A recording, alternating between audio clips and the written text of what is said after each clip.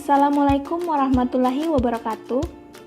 Kami dari kelompok 4 akan membawakan materi mengenai kesiapan dan kedaruratan K3 di masa pandemi COVID-19 untuk petugas keamanan TNI Polri. Dengan dosen pembimbing Bapak Syawal Kamaludin Saptaputra, Sarjana Kesehatan Masyarakat, Magister Sains. Sebelum masuk pada materi, terlebih dahulu saya akan memperkenalkan anggota kelompok kami yang terdiri dari Bilal Ibnu Fajar Sabri, Febitri Oktavani, Vera Rahayuningsi, Asna Haryani, Winandela Bregistian Fiona Lawalata, Ega Alisyanti, dan saya sendiri Silvi Tristia Pratiwi. Baik, langsung saja kita masuk pada materi. Tingginya kasus pandemi COVID-19 menunjukkan bentuk ancaman tidak hanya berupa ancaman militer yang menyerang kedaulatan negara, tetapi juga berupa wabah penyakit yang mengancam keamanan manusia. Penanganan wabah penyakit yang dampaknya telah meluas ataupun bencana secara umum membutuhkan penanganan yang koordinatif dari berbagai sektor, salah satunya militer. Sejak awal TNI terlibat aktif dalam upaya penanganan COVID-19, mulai dari observasi di Natuna membuat rumah sakit di Pulau Galang menurunkan tenaga medis, evakuasi pemulangan WNI yang terdampak COVID-19 di luar negeri, penjemputan dan distribusi alat-alat kesehatan, penyediaan fasilitas dan tenaga kesehatan, hingga penjagaan akses perbatasan. Secara umum, pelibatan TNI termasuk ke dalam mekanisme tugas perbantuan dalam kerangka OMSP. OMSP adalah serangkaian operasi militer di luar peperangan dalam skema perbantuan terhadap otoritas sipil berdasarkan kompleksitas ancaman yang diatur secara ketat melalui legislasi. Pelaksanaan OMSP merupakan respon organisasi militer terhadap situasi kritis atau darurat ketika otoritas sipil memiliki keterbatasan dalam penanganan. Teridentifikasi ada 3 jenis praktik OMSP yang dilakukan TNI, merujuk pada Undang-Undang Nomor 34 Tahun 2004 tentang TNI Pasal 7 Ayat 2 sebagai berikut. 1. Terkait pelibatan TNI sejak awal dalam penanganan COVID-19, yaitu membantu menanggulangi akibat bencana alam, pengungsian dan pemberian bantuan kemanusiaan. 2. Membantu tugas pemerintah di daerah dalam pengaturan menjaga jarak sosial atau social distancing yang menjadi imbauan pemerintah. 3. Terkait gelar operasi patroli PSBB, membantu Polri dalam rangka tugas keamanan dan ketertiban masyarakat. Petugas kepolisian, personel perlindungan sipil, personel militer, pemadam kebakaran dapat dipanggil ke garis depan untuk mendukung tanggap darurat.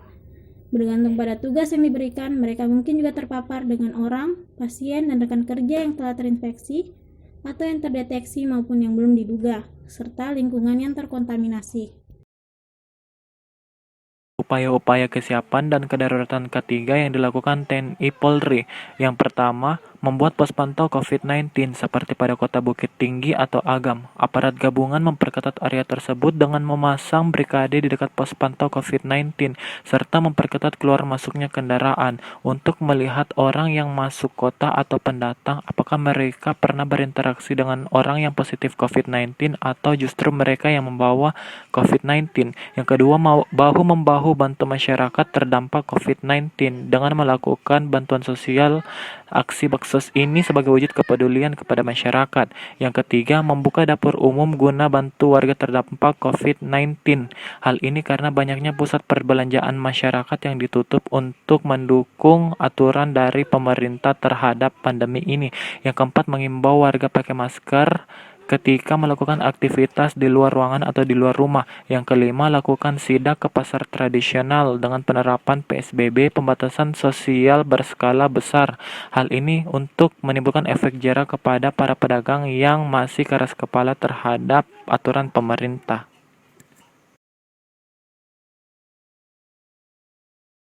Upaya-upaya lainnya yang telah dilakukan TNI Polri pada masa pandemik yaitu 1.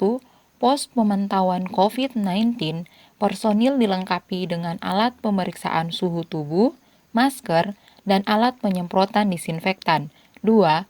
Patroli Gabungan TNI Polri bersama Satpol PP menghimbau agar masyarakat waspada penyebaran COVID-19. 3. Pembentukan satgas-satgas oleh TNI untuk pengelolaan karantina di rumah sakit darurat. 4. Cegah COVID-19, aparat TNI Polri bersama Pemda menghimbau tidak menyelenggarakan kegiatan keagamaan yang melibatkan banyak orang. 5. TNI Polri bekerja sama dengan pemerintah kota dalam menyosialisasikan kepada masyarakat terkait COVID-19. Penanganan COVID-19 untuk Madiun. Di Posko COVID-19, TNI Polri dan Pemda Kabupaten Madiun terus siap siaga 24 jam Madiun. Kesiapsiagaan menghadapi Corona atau COVID-19 dilakukan dengan berbagai cara oleh TNI Polri dan pemerintah daerah, salah satunya dengan menyediakan posko. Beberapa petugas gabungan yang terdiri dari unsur pemerintah daerah, TNI Polri standby di dalam posko COVID-19 yang tersebar di sejumlah titik di Kabupaten Madiun. Salah satu contoh lagi untuk tanggap darurat dari TNI dan Polri yaitu melakukan pendistribusian APD dan bersama Pemkab Daubau, TNI Polri juga menggelar penyuluhan pada masyarakat tentang bahaya dan kesiapsiagaan dalam mencegah penularan COVID-19. Selanjutnya, adapun kebijakan Panglima TNI dalam menghadapi COVID-19, yang pertama, melaksanakan pemeriksaan suhu tubuh sebelum masuk kantor. Yang kedua, para komandan atau kepala satker menyiapkan hand sanitizer di ruangan atau ruang rapat atau ruang publik. Yang ketiga, menerapkan pola hidup sehat, membudayakan cuci tangan sebelum dan sesudah kegiatan. Dan yang keempat, menambah frekuensi minum air hangat untuk menjaga kelembapan tenggorokan minimal 1 jam sekali. Oke, poin kelima, kegiatan latihan keluar kesatriaan ditiadakan, diganti dengan drill taktis di dalam kesatriaan. Poin keenam, pelaksanaan briefing prajurit TNI agar mengutamakan keamanan dan keselamatan, serta melaksanakan langkah-langkah inisiatif pencegahan penularan COVID-19. Poin ketujuh, menunda perjalanan dinas ke luar negeri. Poin ke-8, setiap personel TNI yang pulang dari luar negeri setelah lolos pengecekan dari KPP, melaksanakan isolasi mandiri di kediaman masing-masing selama 14 hari. Poin ke-9, observasi lanjutan bagi siswa asing. Poin ke-10, seluruh lembaga pendidikan melaksanakan social distancing, yaitu menjauhi kerumunan dan meminimalisir berdekatan dengan orang lain, tidak melaksanakan kegiatan luar kampus, dan membatasi kunjungan tamu dari luar kota maupun luar negeri. Poin ke-11, kegiatan bersifat apel gabungan, upacara, rapat koordinasi untuk sementara ini ditiadakan dulu. Poin ke-12, dilarang menyelenggarakan kegiatan keramaian yang melibatkan masyarakat luas. Contohnya seperti kegiatan wisuda yang biasa dilakukan di kampus-kampus, itu ditiadakan dulu. Nah, poin ke-13, Kepala Fasilitas Kesehatan TNI setempat bertanggung jawab pada pelaksanaan observasi ODP dan bekerja sama dengan Dinas Kesehatan setempat, serta melaporkan secara berjenjang kepada komando atas.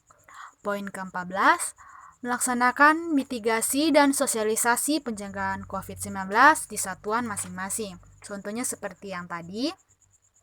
Dan yang ke-15, salam dilaksanakan dengan tidak melakukan kontak fisik secara langsung atau salam namaste, dan penghormatan militer sesuai PPM.